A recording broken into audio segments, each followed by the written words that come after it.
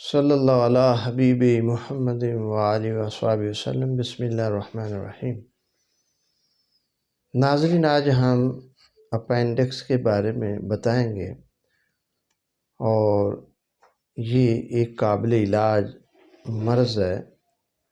اگر وقت پر اس کا علاج نہ کیا جائے تو پھر آپریشن تک نوبت چلی جاتی ہے، تو ابتدا ہی میں اس کا علاج کر لینا بہتر ہوتا ہے۔ تو اصل میں یہ جو اپینڈکس ہے یہ ناف کی دائیں جانب ہوتی ہے۔ ناف کی سیدھ سے تقریباً 6-7 انچ کے فاصلے پر اس کی درد ہوتی ہے، اور یہ بڑی آنت کے ساتھ ملی ہوتی ہے۔ تو اصل اس کا جو سبب ہے وہ سوداوی مزاج جب بڑھ جاتا ہے تو وہاں سوزش ہو جاتی ہے، فاسد مادے رک جاتے ہیں، اور اس کی وجہ سے پھر درد ہونا شروع ہو جاتی ہے۔ تو شروع میں یہ دھیمی درد ہوتی ہے، پھر آہستہ آہستہ اگر اس کا وقت پر علاج نہ کیا جائے تو بڑھنا شروع ہو جاتی ہے، پھر یہ شدت بھی اختیار کر جاتی ہے، پھر یہ پھول جاتی ہے، تو پھر اس کا خدشہ ہوتا ہے۔ تو اس لیے اس کا وقت پر علاج کرنا ہی بہتر ہوتا ہے، کیونکہ اگر یہ پھٹ جائے تو پھر بہت زیادہ نقصان ہوتا ہے۔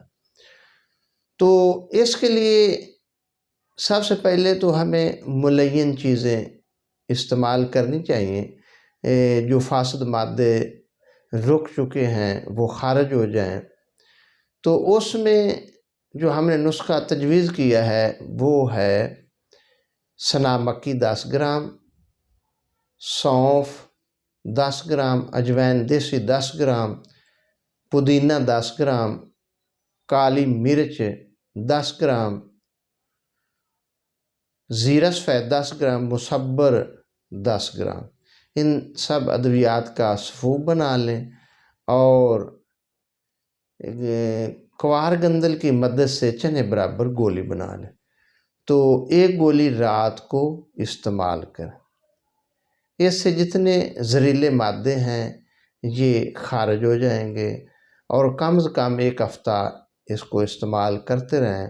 اور اس کے ساتھ ساتھ کھانے کے بعد صبح شام مجون کمونی آدھی چمچ ارک سونف کے ساتھ یہ بھی استعمال کرتے رہیں۔ اور کچھ چیزوں سے پرہیز رکھنا بھی بہت ضروری ہے، جیسے چاول ہیں، آلو گوبھی، بھنڈی توری، اور جتنی بھی یہ بادی چیزیں ہیں چائے وغیرہ سے پرہیز کیا جائے۔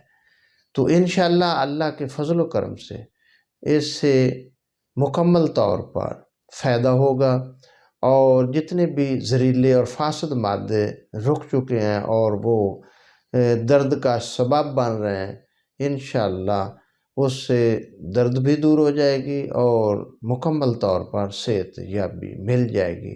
دعا ہے کہ اللہ پاک ہمیں ہر قسم کی جسمانی اور روحانی بیماری سے محفوظ فرمائے۔